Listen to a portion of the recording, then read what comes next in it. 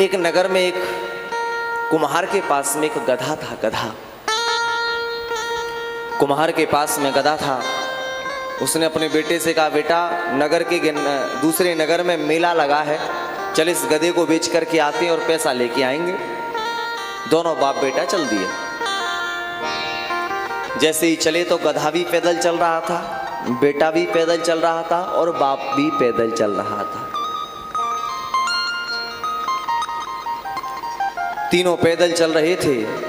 उसी समय पर एक सामने से एक व्यक्ति आया और उस व्यक्ति ने कहा, देखो तो सर इन मूर्खों को, गधा पैदल चल रहा है और खाली चल रहा है, दोनों में से इतना नहीं है इन दोनों के अंदर दिमाग कि एक व्यक्ति गधे पे बैठ जाए।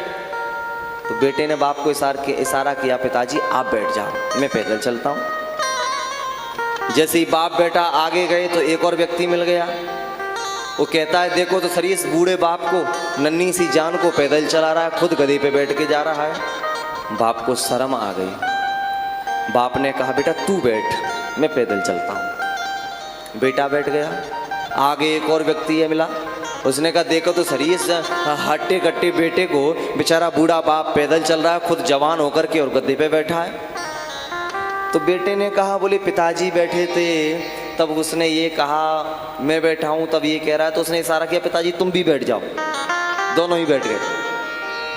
आगे एक बुढ़िया मैया मिली।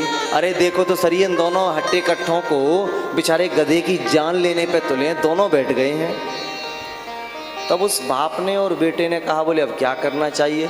दोनों गधे से उतरे, गधे के पैर बांधे और दोनों ने गधे को टांग लिया।